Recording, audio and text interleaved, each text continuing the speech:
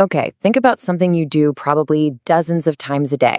You pull out your phone, you open an app, you pop in your details, and you hit log in. It feels so simple, right? Just one click. But have you ever wondered what's really happening in that split second? I mean, seriously, think about it. That single tap is the front door to your entire digital life. We're talking emails, bank accounts, you name it. So what's actually going on behind that button? Well, it turns out it's not just one thing, it's actually two. In the blink of an eye, two invisible security guards step up to decide if you get in and what you can do once you're there. And today, we're going to pull back the curtain and meet both of them. So, the very first guard you meet has one simple but incredibly important question. Before anything else happens, the system has to know, are you who you say you are? This first step is called authentication. Its whole job is to check your ID. It's like the bouncer at a club, looking at your driver's license and making sure the picture matches your face. It's all about proving your identity. And you use these authentication methods constantly, probably without even thinking about it.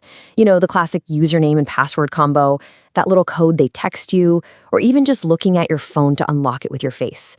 Yep, those are all ways you're proving you're you. Now, this is where it gets really interesting. Security pros break these methods down into three basic types. There's something you know, like a secret password. There's something you have, like your actual phone. And then there's something you are, like your fingerprint. And here's the key. The more of these factors a system asks for, the stronger your security becomes. Okay, so you've passed the first test. The bouncer authenticated you and you're inside. But your journey's not over. Now you meet the second guard, and this one has a totally different question. And the second step is authorization. See, once the system knows who you are, it then has to figure out what you're allowed to do. It's all about permissions. Just because you're in the building doesn't mean you get the keys to every single room, right? This happens all the time at work. A regular employee might be authorized to see and edit their own work files. But an administrator? Oh, they're authorized to do way more. They can access sensitive company data, maybe even delete accounts. It's the same system, but with totally different levels of permission.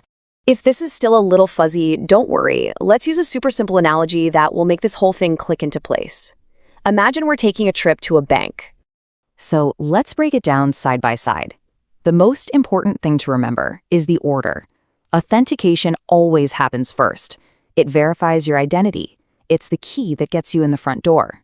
Then, after you're inside, authorization kicks in. It controls your permissions.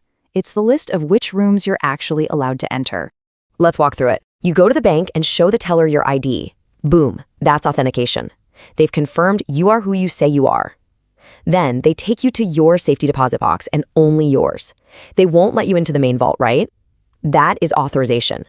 So why does any of this matter? Why do we have this whole two-step dance? Well, because this separation is the fundamental idea that keeps your entire digital life safe, every single day. And this is the golden rule of online security. It is a one-way street. A system will never, ever give permissions to someone it hasn't identified first. It's just not possible. That strict order is what prevents total chaos online. And that golden rule is exactly why you're always being nudged to turn on multi-factor authentication, or MFA.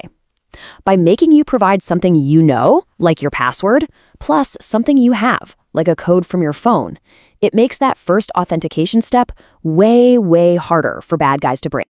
A really strong authentication process like MFA is basically your best shield against the most common attacks out there. Even if a hacker manages to steal your password, they're stopped dead at the door because they don't have that second factor. They don't have your phone. And this isn't some abstract technical thing. You rely on the system constantly. From your banking app to social media, from your work email to the cloud, these two guards are always on duty, protecting every corner of your digital life. So the next time you log into anything, just take a second and remember those two invisible guardians. First, authentication asks, who are you? And once you're in, authorization asks, okay, what are you allowed to do? It's these two working together in perfect harmony that keep your digital world yours and yours alone.